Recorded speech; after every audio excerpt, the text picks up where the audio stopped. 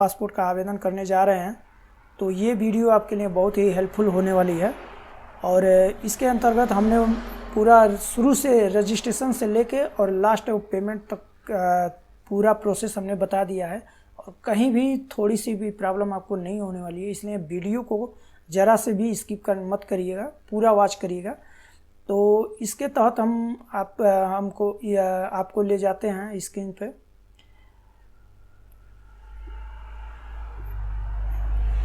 ये हमारा रहा कंप्यूटर स्क्रीन और यहीं पे हम एक लिंक आपको दे देंगे, डायरेक्ट आप उस पेज पर भी चले जाएंगे। अन्यथा इस पर सर्च कर सकते हैं पासपोर्ट सेवा लिख कर सर्च मारेंगे। ये लिंक है, ये लिंक डिस्क्रिप्शन बॉक्स में हम दे देंगे। वहाँ से क्लिक करके आप डायरेक्ट इस वेबसाइट पर पहुँचेंगे। यहाँ से हम नया रजिस्ट्रेशन का स्टार्ट करेंगे। अगर रजिस्टर नहीं पहले से हैं तो लॉगिन कर लेंगे और आगे का स्टेप आएगा। अगर रजिस्टर नहीं है तो यहाँ से रजिस्ट्रेशन कर लेंगे और यहाँ हम अपना पासपोर्ट ऑफिस सेलेक्ट कर लेंगे। रीजनल ऑफिस नहीं रीजनल ऑफिस ही सेलेक्ट करना है और इसके हिसाब से हम यहाँ पर हम अपना डिटेल पूरा फिल करेंगे रजिस्ट्रेशन करते समय। ज़रूरी नहीं है कि जो पासपोर्ट जिस नाम से आवेदन कर रहे हैं उसी नाम से ये भी मतलब उन्हीं का पर्सनल डिटेल हो, ये इसमें कोई भी डिटेल भर सकते हैं।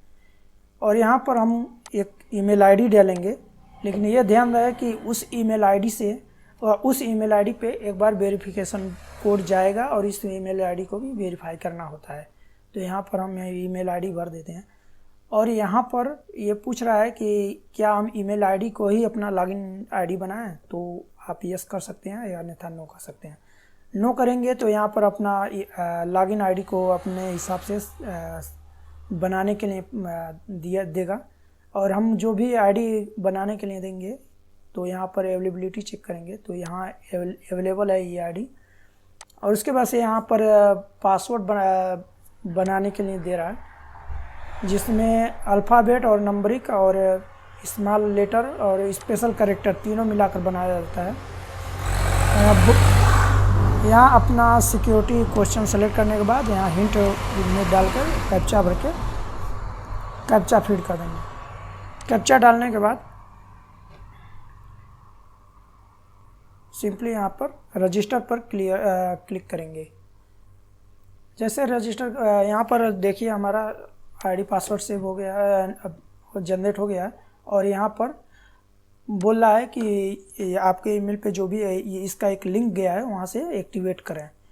तो फिलहाल हम उस ईमेल आईडी पर पहुँचकर वहाँ से हम एक्टिवेट कर ले रहे हैं। हमने कर लिया है एक्टिवेट और यहाँ से हम आकर दोबारा वहाँ से लॉगिन करने उसी आईडी को जो हमने बनाया है उसी आईडी से हम लॉगिन करेंगे। ये हमारा आईडी है। उसके बाद से यहाँ से हम कंटिन्यू हो जाएंगे। कंटिन्यू होने के बाद यहाँ पर हम अपना उस जो भी पासवर्ड हमने बनाया था उसको सेम भर देंगे और यहाँ पर हम पासवर्ड डालने के बाद कैप्चा भरेंगे। कैप्चा भरने के बाद यहाँ लॉगिन कर लेंगे। लॉगिन करने के बाद यहाँ पर हमको दिखाई दे रहा है अप्लाई फॉर फ्रेश पासपोर्ट या री इशू ऑफ पासपोर्ट। यहाँ से आप रिन्यूअल कर सकते हैं या री इशू कर सकते हैं और अप्लाई भी नया यहीं से कर सकते हैं। और ऊपर शो कर रहा है पासपोर्ट जो भी अपने सेव किया रहेगा वहाँ पर दिखाएगा, उसका हम बाद में बता देंगे। तो यहाँ पर क्लिक करने के बाद उसके बाद से हम किस स्टेट का पासपोर्ट बनाना है तो यहाँ पर हम सेलेक्ट कर लेंगे और यहाँ डिस्ट्रिक्ट सेलेक्ट कर लेंगे। डिस्ट्रिक्ट सेलेक्ट करने के बाद हम पासपोर्ट कैटेगरी आप सेलेक्ट कर लीजिएगा। हमको फ्रेश चाहिए, रीइशू नहीं, नॉर्मल। और इस अपने हिसाब से सेलेक्ट कीजिए। यहाँ पर हम नाम डालेंगे, फर्स्ट नाम शुरू में डाल देंगे और उसके बाद नीचे हम सेकंड नाम डालेंगे। सेकंड नाम डालने के बाद उसके बाद जेंडर हम सेलेक्ट कर लेंगे। जैसा कि जो भी डिटेल है अपने हिसाब से भर लीजिएगा।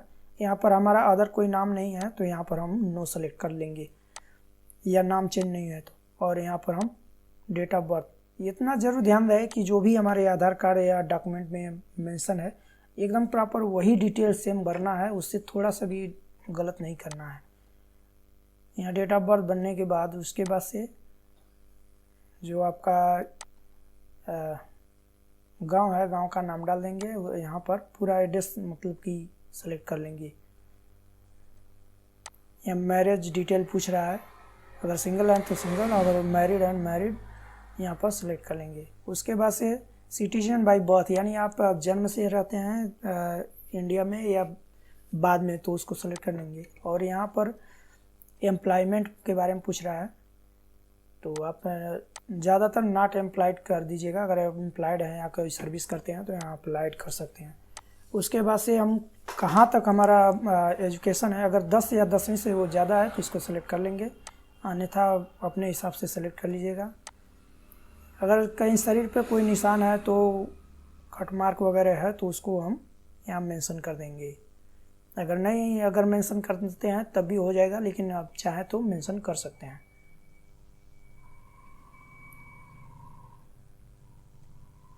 यहाँ पर हम आधार नंबर मैंडेटरी है, यहाँ पर हमको डालना है। यहाँ इफ़ अवेलेबल मांग रहा है, लेकिन इसको हम डाल देंगे आधार नंबर। और आधार नंबर डालने के बाद यहाँ यस करके सबसे पहले यहाँ सेव कर लेंगे। सेव करने से फ़ायदा ये है कि जब भी हमारा लॉगआउट होता है या किसी कारणवश बंद होता है, इसको दोबारा हमको ये भरना नहीं होगा, हर स्टेप को सेव करना है। उसके बाद से नेक्स्ट कर लेंगे। यहाँ पर आपके जो गार्जियन हैं उनका नाम डालेंगे, जो आधार पे सन आप है या वाइफ आप जो भी है उसमें उसी हिसाब से सेम डालिएगा। उसके बाद से वहाँ सरनेम डाल दीजिएगा। यहाँ मदर नेम और भी अगर देख लीजिएगा, अगर मार्कशीट के हिसाब से अगर सब सही है तो सब सही है, बाकी उससे कोई भी डॉक्यूमेंट से मिसमैच मत करिएगा, वरना आपका पासपोर्ट पेंडिंग डाल दिया जाएगा और आपको दिक्कत का सामना होगा। यहाँ लीगल गार्जियन के बारे में पूछ रहा है, अगर नाना नानी के यहाँ रहते हैं गार्जियन है तो वहाँ पर आप मेंशन कर देंगे, या कोई और गार्जियन होता है। फिर उसके बाद से हम सेव करके नेक्स्ट कर देंगे। नेक्स्ट करने के बाद यहाँ पर हम यहाँ पूछ रहा है एड्रेस के बारे में, तो यहाँ अपना हम मकान संख्या डाल देंगे, जो भी है मकान संख्या। अगर नहीं है 00 डाल देंगे। यहाँ अपना गांव डाल देंगे, बाकी सेलेक्टेड है। और उसके बाद से हम यहाँ पर पुलिस स्टेशन जो भी है नज़दीक में आपका जो पड़ता है वहाँ आप डाल देंगे। एरिया पिन कोड डालने के बाद मोबाइल नंबर,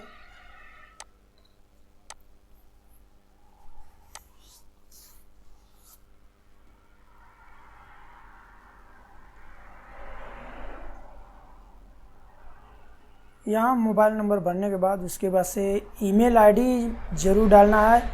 कोई भी ईमेल आईडी डालिए, लेकिन डालिए इसको भी डालना जरूरी है, क्योंकि जो भी नोटिफिकेशन मिलेगा पासपोर्ट से संबंधित आपको इसी ईमेल के ज़रिए मिलेगा। तो यहाँ पर हम ईमेल आईडी एकदम करेक्ट ईमेल आईडी ही डालेंगे, चाहे कोई भी ईमेल आईडी डाल सकते हैं। यहाँ पर परमानेंट एड्रेस के बारे में पूछ रहा है, तो परमानेंट एड्रेस ही है हमारा। उसके बाद से नो नहीं करना है, और उसके बाद से अगर वही सेम है या आपका चेंज है तो उसके हिसाब से यहाँ सेलेक्ट कर सकते हैं। हमारा सेम है एड्रेस है, यहाँ पर 2 बार क्लिक कर सकते हैं। उसके बाद इसके बाद से यहाँ इमरजेंसी कॉन्टैक्ट नंबर पूछ रहा है। अगर आप जहाँ भी रहते हैं या इन्फॉर्मर को अगर कोई दिक्कत होती है तो उसके बारे में इनको इन्फॉर्मेशन दी जाएगी, चाहे आप जिस भी गार्जियन के पास रहते हैं या आपका एड्रेस है, पूरा डिटेल इसमें फिल करेंगे जिस हिसाब से हमने डाल रहे हैं। केयर ऑफ और विलेज जो भी है आपका जो भी एड्रेस है, कॉन्टैक्ट नंबर वही डालिएगा।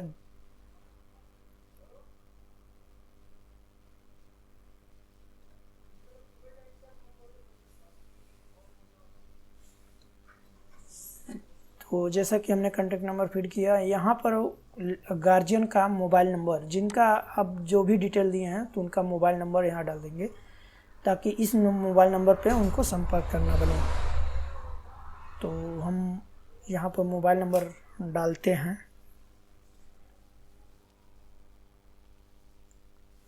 मोबाइल नंबर भरने के बाद आप चाहे तो ईमेल आईडी उन गार्जियन का डाल सकते हैं, अन्यथा सेव करके नेक्स्ट कर दें। नेक्स्ट करने के बाद यहाँ पर अगर पासपोर्ट होल्ड है तो मानिए उसमें भी दिक्कत होगा। अगर होल्ड नहीं है तो यहाँ पर डिटेल नॉट अवेलेबल लिख दीजिएगा और ये भी नो कर दीजिएगा। उसके बाद से नेक्स्ट कर दीजिए।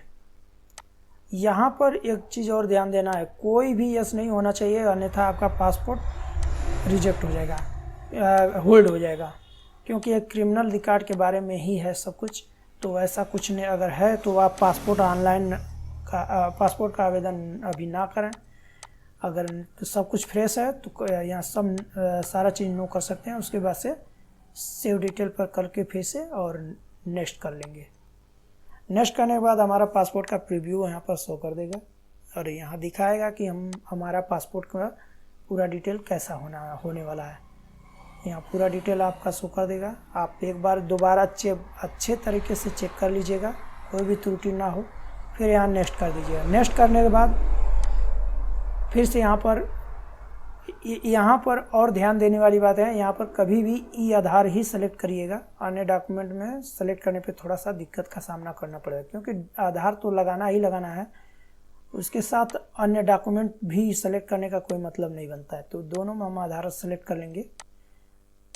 आधार सेलेक्ट करने के बाद यहाँ पर चेक कर लीजिएगा कोई डॉक्यूमेंट अगर, लेकिन यहाँ पर आधार ही सेलेक्ट करिएगा। यहाँ पर डिजीलॉकर से ग्रांट करने की कोई ज़रूरत नहीं है, चाहे तो कर सकते हैं या बाकी। और यहाँ पर हमारा जो पहले से वहाँ पर डाल सकते हैं, जो भी आप गांव एरिया कस्बे के रहने वाले हैं।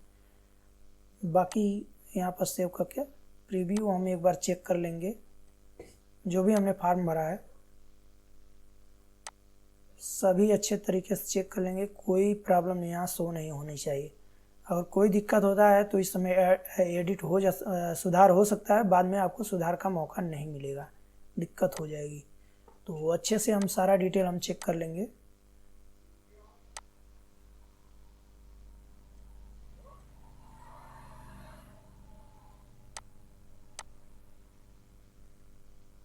और चेक करने के बाद फिर से हम दोबारा सबमिट कर यहाँ पर सबमिट कर देंगे।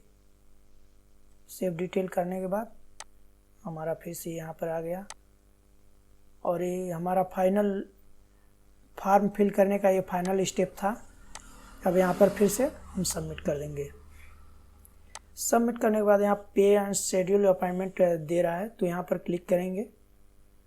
हालांकि पेमेंट भी करना है, अगर चाहे तो बाद में पेमेंट करना तो इसको भी होल्ड यहीं पे आप लॉग आउट कर सकते हैं, बाद में पेमेंट कर सकते हैं, उसका भी प्रोसेस हम बता देंगे।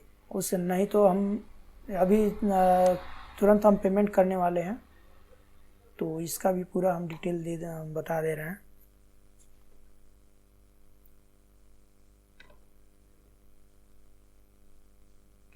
यहाँ पर हमारा अपॉइंटमेंट पहले सेलेक्ट करने के लिए देगा। यहाँ पर जो भी हमारा नज़दीकी पासपोर्ट सेवा का जो भी ऑफिस है उसको सेलेक्ट कर लेंगे। सेलेक्ट करने के बाद यहाँ पर हम कैप्चा फीड दोबारा करेंगे। कैप्चा भरने के बाद उसके बाद नेक्स्ट कर लेंगे। नेक्स्ट करने के बाद यहाँ पर फिर से हम यहाँ पर डेट सेलेक्ट कर लेंगे। जो भी अगर रेड है तो वो आपको डेट नहीं मिल पाएगा, वो बुकड है, खाली नहीं है। और जो ग्रे है तो उसको समझ लीजिए कि वो मिलने वाला नहीं है, छुट्टी का दिन है। जो ग्रीन है उसी को सेलेक्ट करना है, जो भी सेलेक्ट है उसके बाद ओके करके और हम इस पेमेंट मेथड पे चले आएंगे। पेमेंट मेथड में आप जो भी जिस माध्यम से भी पेमेंट करना चाहते हैं कर सकते हैं। यहाँ पर हम यूपीआई को सेलेक्ट करते हैं और हम यहाँ पर यूपीआई आईडी डाल के और नेक्स्ट करेंगे। नेक्स्ट करने के बाद एक बार फिर से दोबारा कंफर्मेशन देगा और फिर पेमेंट के साथ पूरा डिटेल दिखाई देगा और यहाँ से हम फिर कंफर्म कर लेंगे। और इसका लिंक हमारे गूगल पे जाता है, जैसे कि गूगल पे या जो भी यूपीआई ऐप के माध्यम से आपने जो किया है उसके बाद से चला जाएगा। वहाँ से पेमेंट करने के बाद हमारा सक्सेस हो जाता है पेमेंट, तो हमारा फिर वापस इस पे आ जाते हैं। और यहाँ पे आने के बाद लगभग 1 मिनट का इंतज़ार, 10 सेकंड तक इंतज़ार करना होता है। 10 सेकंड के बाद ऑटोमेटिक पेज रीडायरेक्ट होता है। बीच में आप लोग कोई उसके छेड़छाड़ का या रिफ्रेश मत करिएगा, अन्यथा दिक्कत हो सकती है। और फिर हम दोबारा लॉग आउट ऑटोमेटिक हो जाता है, तो उससे कोई घबराने की बात नहीं है। फिर से हम दोबारा री लॉगिन करेंगे दोबारा लॉगिन करने के बाद हम यहाँ पर फिर से दोबारा हम आईडी पासवर्ड डालते हैं। उसके बाद से डालने के बाद कैप्चा भरते हैं।